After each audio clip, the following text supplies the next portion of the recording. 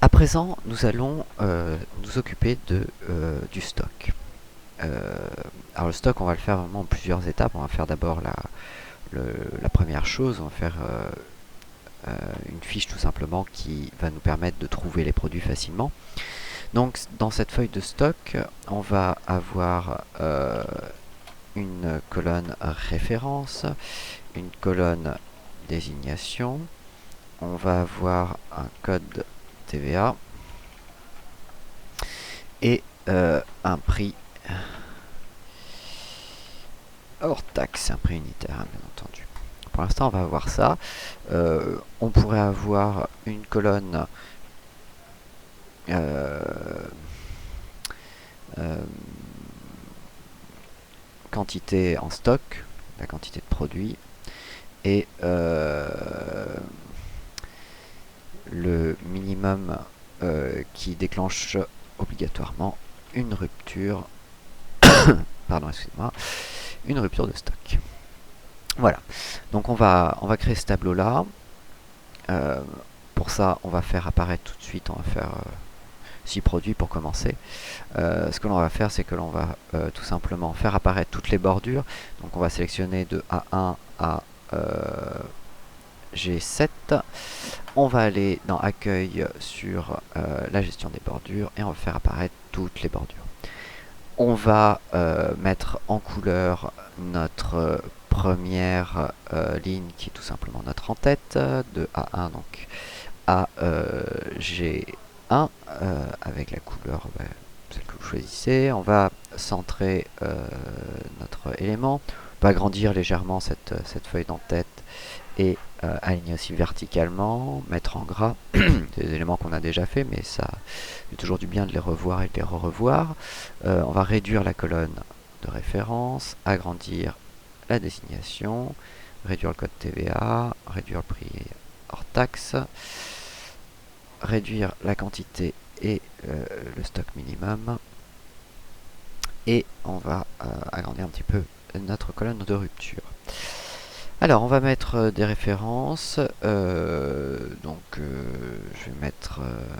Alors, j'ai sorti un tableau que j'ai sous les yeux, à vrai dire, qui est des références pour des produits de consommation. Euh, je vais rentrer une désignation.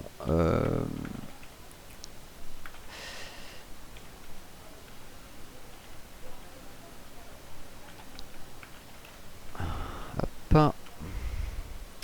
Voilà, le code TVA sera 1, le prix hors taxe 5,40.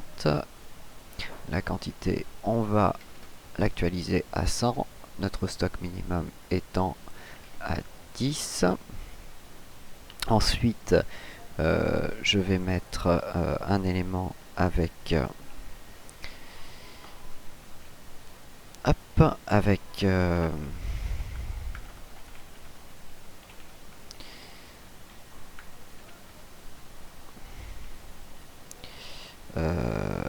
un autre produit.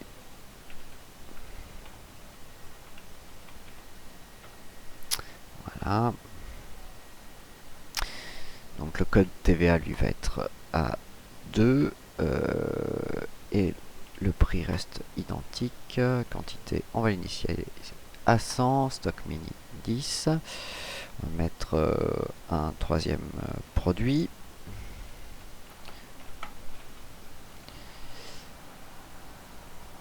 Ça va être de l'huile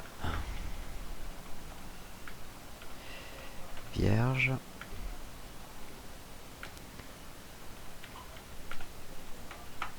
Litre. Code TVA 1. Le prix 16 euros. Stock, on va en avoir 50 bouteilles. Stock mini 5. On va mettre hop, un autre produit. C'était noir. Nice. Mince. Voilà. Code TVA 1. 60, 100, stock minimum 10. On va mettre une sorte de coffret.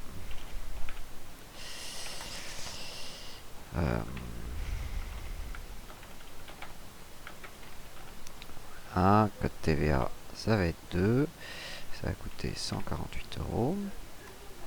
On va en avoir 40. Et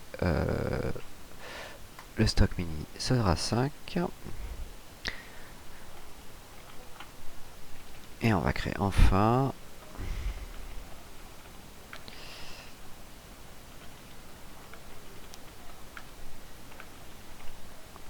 55 grammes. Tac, code TVA 2. Ça va coûter 60 €. On en aura 15. Et le stock mini sera à 30, histoire d'avoir une rupture de stock malgré tout. Voilà, donc là on a créé notre tableau de stock que l'on va plus tard relier bien entendu à notre facturier et à notre tableau de bord. Ça va être tout le principe, ça va être de jouer un petit peu avec tous ces différents éléments. Et puis ça va nous permettre tout simplement de commencer à avoir un certain nombre de choses intéressantes concernant les formules. Déjà là on va pouvoir faire un certain nombre de choses. Avant de s'attaquer directement aux formules, on va faire un dernier tableau, c'est le tableau TVA, où on va avoir tout simplement le code TVA et le taux.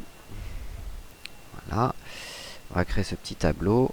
Vu qu'on a deux codes, on va créer donc le code 1 et le code 2, et les taux seront alors je me rappelle pas du tout des nouveaux taux. Alors par contre on va les mettre directement en pourcentage. Ces taux, pour ça c'est très simple, on va sélectionner donc la colonne B2 et B3, et dans accueil ici on a dans cette zone, dans ce groupe nombre ici le symbole pourcentage. On va placer en pourcentage, et donc on va mettre 5, 5, 19, 6. Je sais que c'est plus du tout les taux actuels, mais je suis hélas pas dans ce métier là, donc je vais garder ces taux là.